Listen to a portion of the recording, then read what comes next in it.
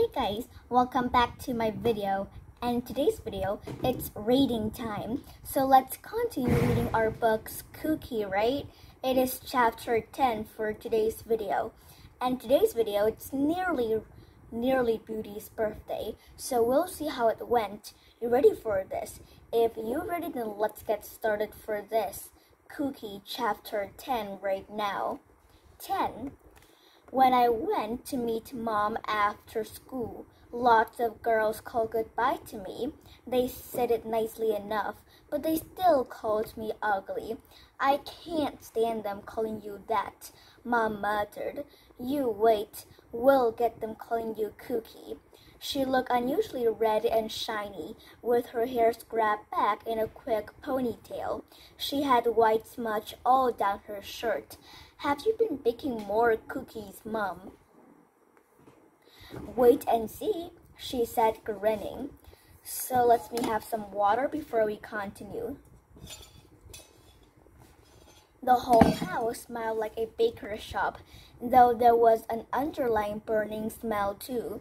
We went into the kitchen. I stared open-mouthed.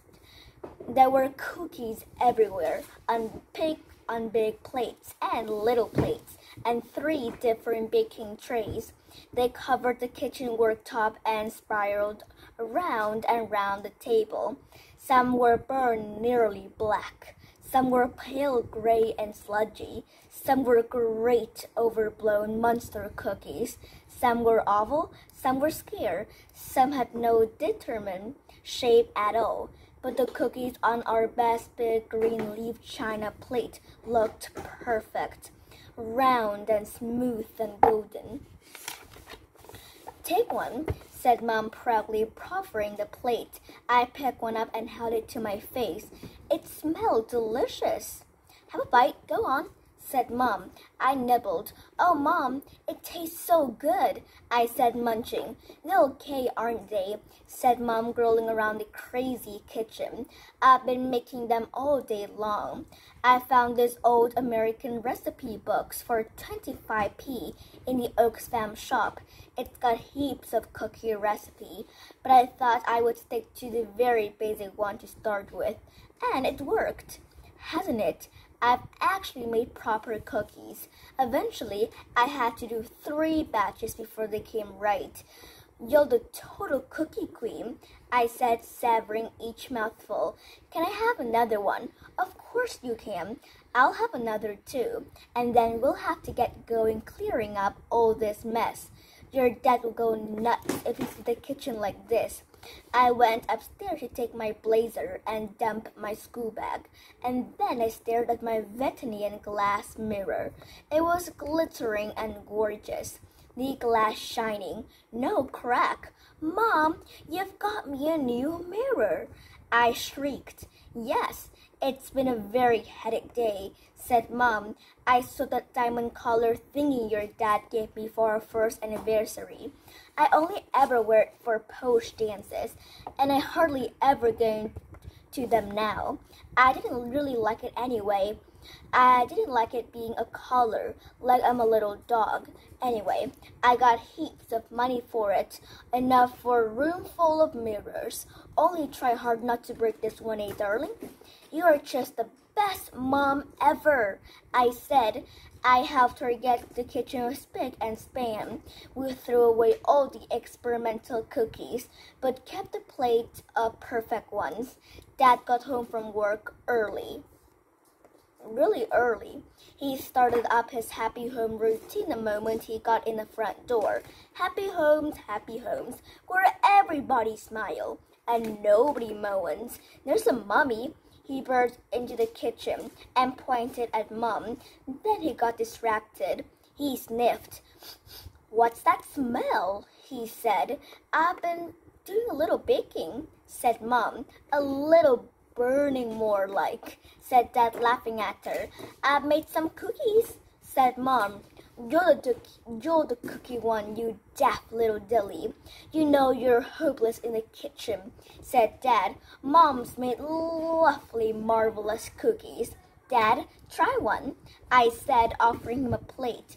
I don't really like homemade stuff, said Dad, wrinkling his nose. What sorts of cookies are these? I can't see any chocolate chips or sultanas. They're plain, said Mom. Plain but perfect. I said, do eat one, Dad. They're utterly delicious. He picked one off the plate, mime taking a bite, smacking his lips together, the way you pretend to baby. Yum, yum, he said, and put the biscuit down. Oh, well, Mom, all the more for us, I mumbled. What's that? Are you being cheeky, Beauty?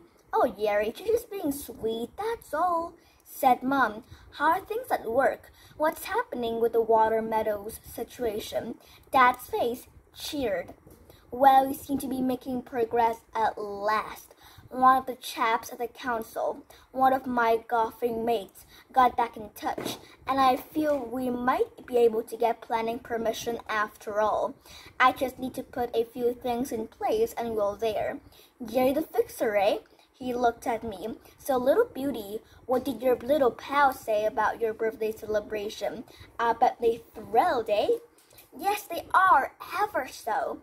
I said, how about my birthday girl? You're thrilled too, aren't you? Mom looked at me. Yes, Dad, ever so. I said. I rolled round and jumped up and down in a little pantomime of excitement. That's my girl, said Dad. I spoil you rotten, don't I? I've got a little idea up my sleeve for your birthday present, too. You're gonna be surprised. Totally bowed over. My tummy churned, wondering what Dad had in store for me. What's Dad giving me? I asked Mom later when she was kissing me goodnight. I don't know. I've asked and asked, but he just guessed we'd get you a new outfit for your birthday. He just tapped the side of his nose and won't tell. I've suggested we get you a new outfit for your birthday. I know just how much you hate that pink dress. Oh, Mom, he won't choose it for me again, will he? I say he maybe get the wrong side, and I need to supervise as dresses are girly things.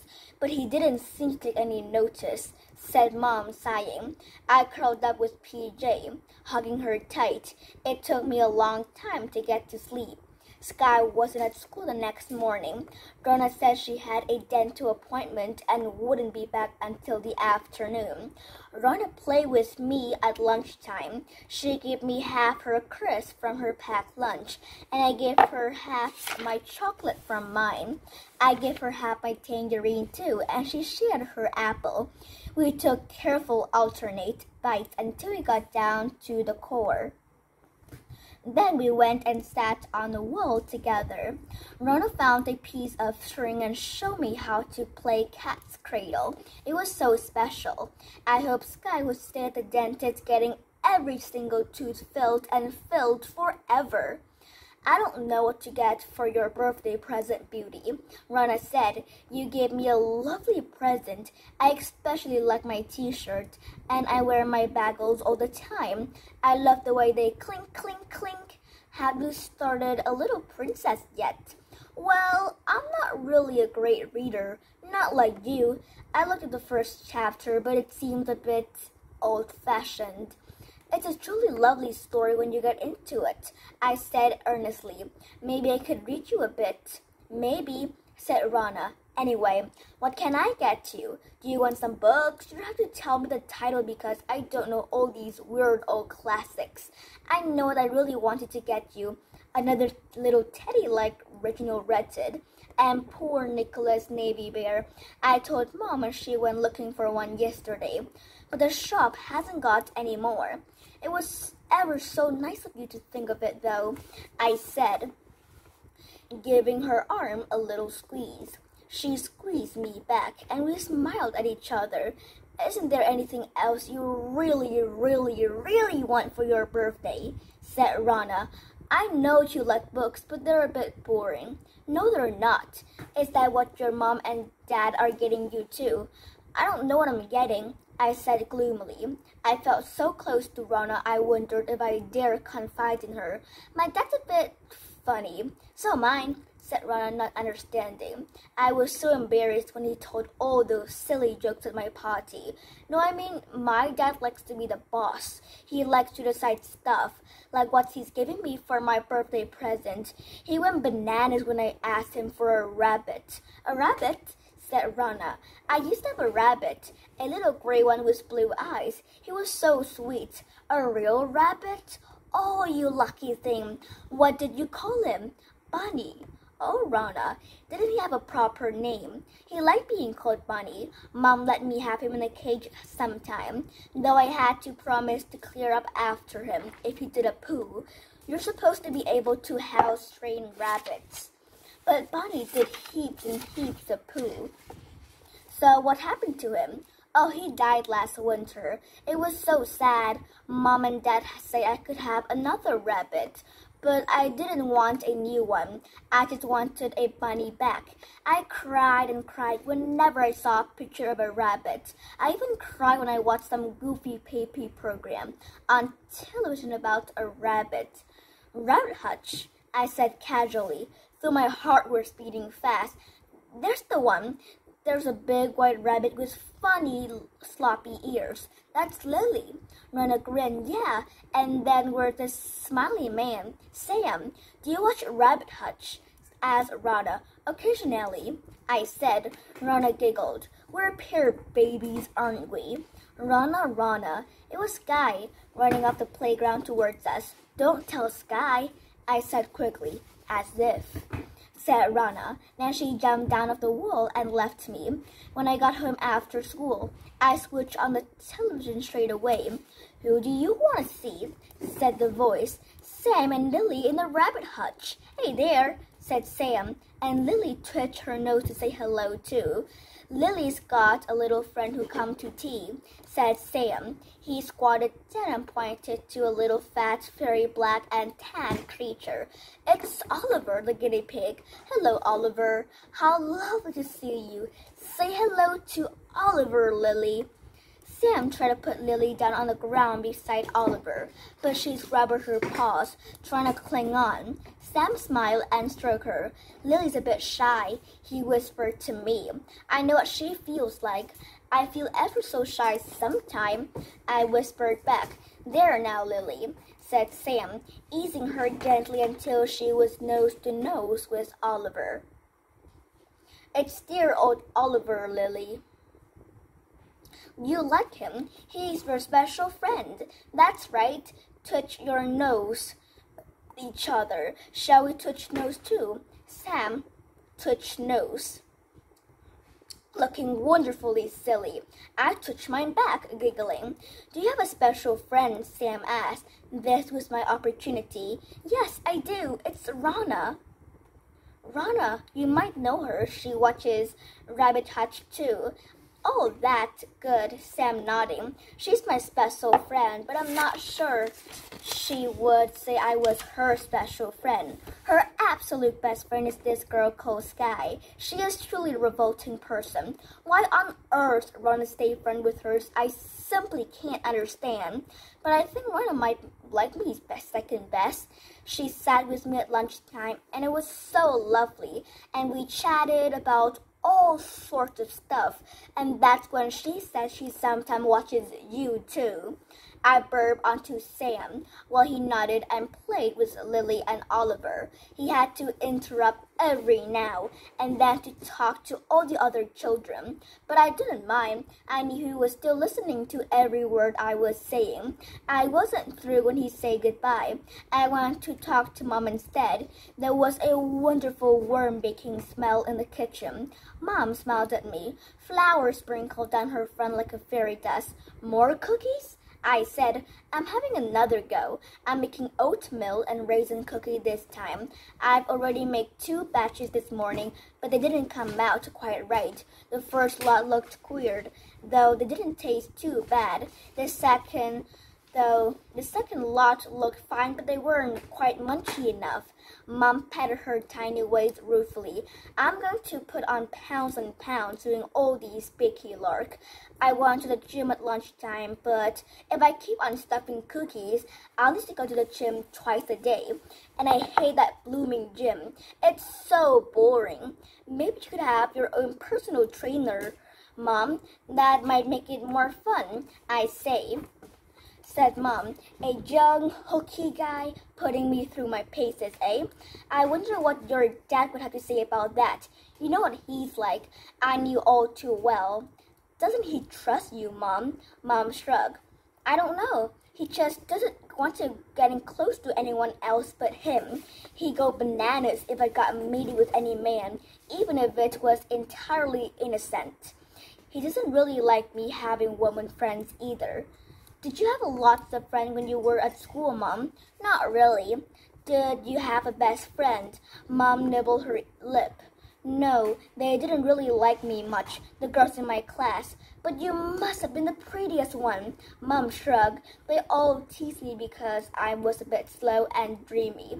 I was hopeless. I just let them walk all over me. I've never been able to stand up for myself. She opened the oven door and had a peep at the cookies. Hey, I think they're done. They look pretty good, don't they? She took the baking tray out of the oven and showed me 24 raisin and oatmeal cookie. Paste gold and perfect. I reached out eagerly. Hey, let them cool down a bit. You'll burn your mouth. Okay, but they smell so delicious. I can't wait. We'll give all your friends cookie on your birthday, and that'll be your new nickname, Little Cookie Cooksin. Mom picked up an oatmeal and raisin and popped it into my mouth. I chewed appreciatively. They were softer than the plain cookies, much chewier with a spicy, nutty tang. Well done, Mom, I said through my mouth full. They're really, really gorgeous. How did you do it? Just call me the Cookie Fairy, said Mom. I waved my magic wand. She mimed it. And hey, presto cookie heaven. No, it's this recipe book. It told me to use cinnamon and cloves and chopped nuts, as well as the oatmeal and the raisin. And then there's egg and brown sugar and all sorts. You sift and sprinkle and stir like crazy. I think I'm getting the knack of it, Beauty. You are. Funny if I turn out to be a good cook after all. These years of being rubbish at it, Mom said, nibbling one of her own cookies appreciatively. Maybe Dad doesn't need these fancy buffet people. Maybe you could do it all, Mom. Maybe not, Mom said, laughing. I think I would better stick to cookies. And then in chapter 11, it will be the Beauty's birthday. So if you want to know about Beauty's birthday, then watch my YouTube channel. Bye! See you next time for more interesting video. Goodbye!